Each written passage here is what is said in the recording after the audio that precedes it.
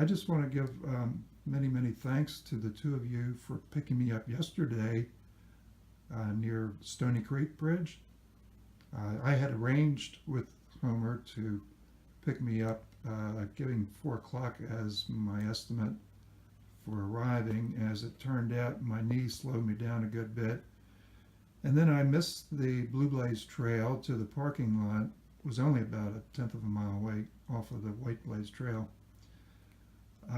And to my amazement, they both went out and searched for me. You can imagine you've had other experiences where you've helped people out on the trail.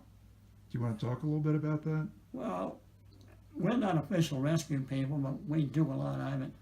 2 of them, like 2 years ago, Dragon's Tooth, different occasion. Yes. Got a call, I've hurt my foot, I can't hike.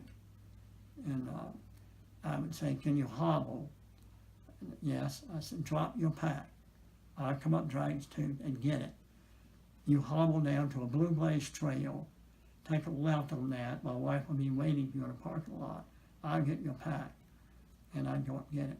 And it turned out, one of them had a broken foot. We took him to the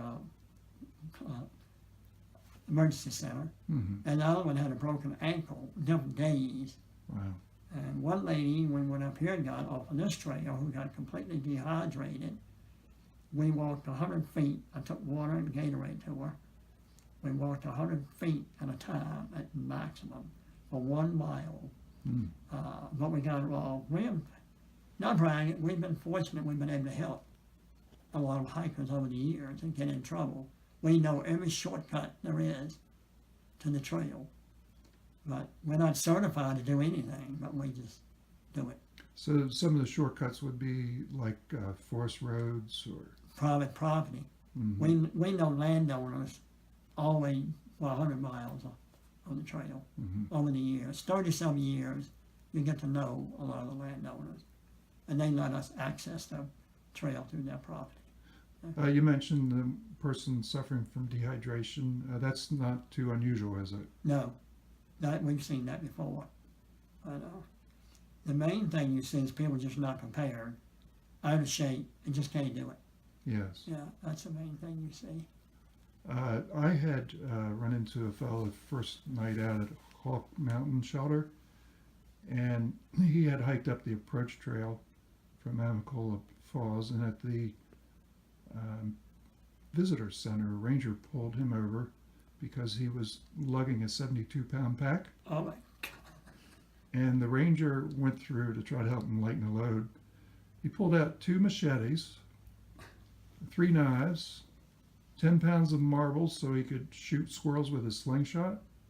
This is unreal. And he had a 10-pound cowboy duster. That's a heavy canvas, long coat that's covered in wax. He was wearing cotton pants. And, it goes on and on. He had both a tent and a hammock. It was so heavy, he said that when he left the hotel, he had to use a bellhop's cart to get it down to his car. But fortunately, the ranger apparently got it, weighed it down to about 32 pounds.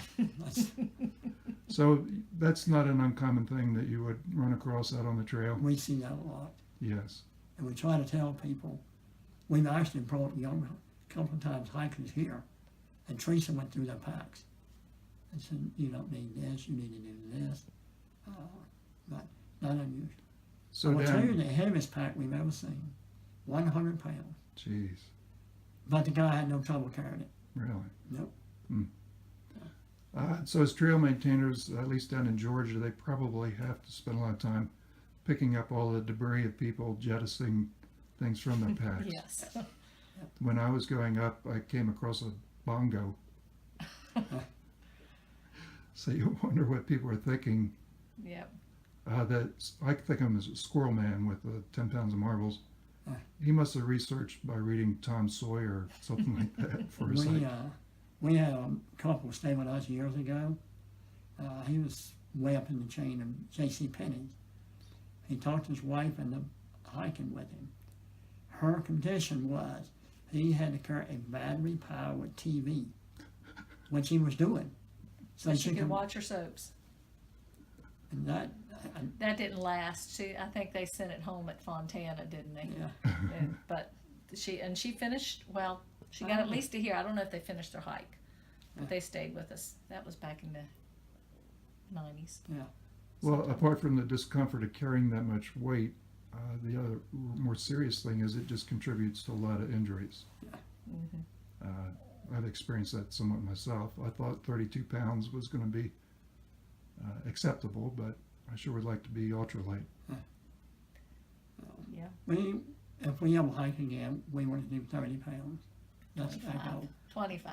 So- 25. So when you say if we hike again, you mentioned previous conversation, you actually had intended to hike a through hike again this year, Yes, 2017, yes, but some other medical things prevented you yes. from doing so. Mhm.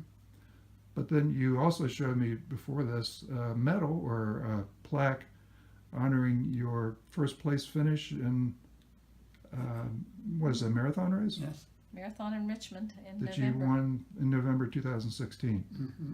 So you don't sit around that couch very much, do you? I'm not good at that. No. No, no. I love to run though. I still like to run. Do you trail run? Yes, mainly trail run. Wow. Which to me looks pretty hazardous. When you It think is. about all the rocks. You got to pay attention. Yes, It is very hazardous. absolutely. Yeah. Well, thank you very much for taking the time to tell us about all of your experiences on the AT. And it's, again, wonderful all that you do in the volunteer services. You don't get paid for any of that. No, Most trail maintainers, they don't get paid no, either. no. So it's really We incredible. wouldn't do it if we got paid. It was a labor of love, so to speak.